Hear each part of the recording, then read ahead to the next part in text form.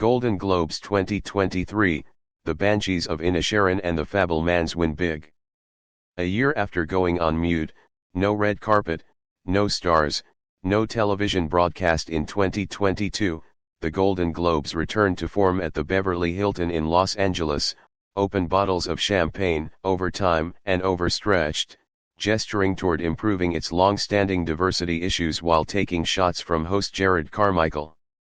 The night's big winners were The Fabelmans, Steven Spielberg's semi-autobiographical family drama that also won him Best Director, and Martin McDonagh's The Banshees of Inisherin, while the network darling Abbott Elementary, HBO's prequel House of the Dragon and The White Lotus took home the top TV awards. The 80th Annual Golden Globes, an image rehabilitation show of sorts after a February 2021 investigation by the Los Angeles Times found that the Hollywood Foreign Press Association had no black members and numerous ethical lapses, saw a diverse slate of winners, including an absent Zendaya for the second season of Euphoria, Abbott Elementary's Quinta Brunson and Tyler James Williams, and the night's first winner, Ke Huy Quan, who celebrated an emotional return to acting after child stardom in the 80s with Everything Everywhere All at Once. Wakanda Forever's Angela Bassett became the first person to win a major individual acting award for a Marvel movie. The HFPA had made some changes leading up to the over 3-hour broadcast from the Beverly Hilton Hotel, such as hiring a diversity consultant, who promptly resigned, and adding 6 black journalists, among 21 new members, and a more diverse group of 103 non-member international voters. But Carmichael, a stand-up comic from North Carolina, stated the Globe's situation plainly: "I'm only being asked to host this, I know, because I'm black. I won't say they were a racist organization, but they didn't have a single black member until George Floyd," he said of the Hollywood Foreign Press. "So do with that information what you will." Carmichael joked, or didn't, as his delivery throughout the night skewed understated, direct and unfazed, that he was unfireable as the first black host in the show's 80-year history. He shrugged off the HFPA's image rehabilitation efforts, recounting a one-on-one meeting with the group's president, Helen Honey, that he rebuffed multiple times. "I took this job assuming they hadn't changed at all," he said. "I heard they got 6 new black members, congrats to them, whatever, sure. But that's not why I'm here. I'm here truly because all of you, as in, the room full of really incredible artists whom he admired. Regardless of whatever the Hollywood Foreign Press Association's past may be, this an evening when we get to celebrate, and I think this industry deserves evenings like these." Carmichael didn't ease up, drawing some awkward gasps later in the evening with a dig at Tom Cruise while introducing his Top Gun Maverick co-stars Glenn Powell and Jay Ellis. Backstage, "I found these 3 Golden Globe awards that Tom Cruise returned. Maybe we take these 3 things and exchange them for the safe return of Shelley Miscavige," he said, referring to the long invisible wife of the Scientology leader David Miscavige.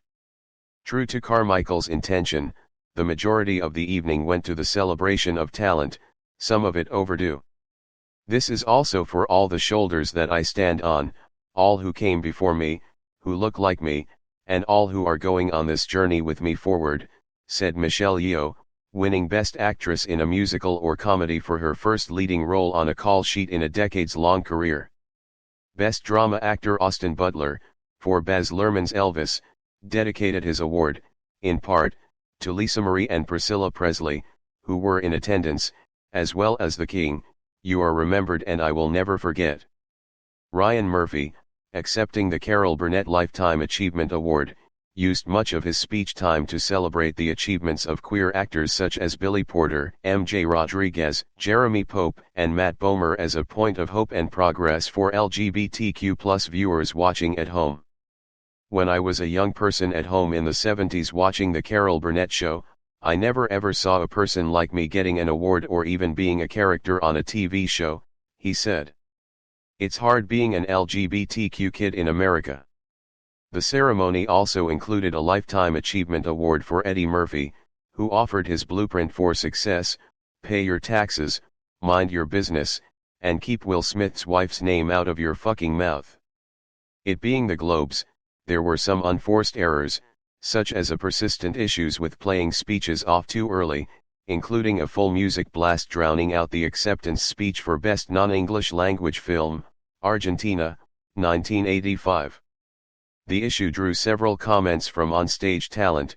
"You can forget that piano," said Colin Farrell, who won Best Supporting Actor in a Drama, while praising his Banshees of Inisherin co-star Kerry Condon. "I can beat you up, okay," joked Yeo. Jennifer Coolidge barreled through it twice, as a presenter and as an emotional winner for her supporting role in the second season of The White Lotus. Other winners throughout the evening included Cate Blanchett for Tar, Jeremy Allen White for The Bear, Evan Peters for Ryan Murphy's controversial Netflix hit Dahmer, Blackbird's Paul Walter Hauser, Yellowstone's Kevin Costner and The Dropout's Amanda Seyfried. Guillermo del Toro's Pinocchio won for Best Animated Film. Spielberg took home Best Director and the night's final award for The Fabelmans, a story based on his family. "I've been hiding from this story since I was 17 years old. I put a lot of things in my way of this story," he said. "Everybody sees me as a success story. But nobody really knows who we are until we're courageous enough to tell everyone who we are." Supporting role in the second season of The White Lotus. Other winners throughout the evening included Cate Blanchett for Tar, Jeremy Allen White for The Bear, Evan Peters for Ryan Murphy's controversial Netflix hit Dahmer, Blackbird's Paul Walter Hauser, Yellowstone's Kevin Costner and The Dropout's Amanda Seyfried. Guillermo del Toro's Pinocchio won for Best Animated Film. Spielberg took home Best Director and the night's final award for The Fabelmans, a story based on his family.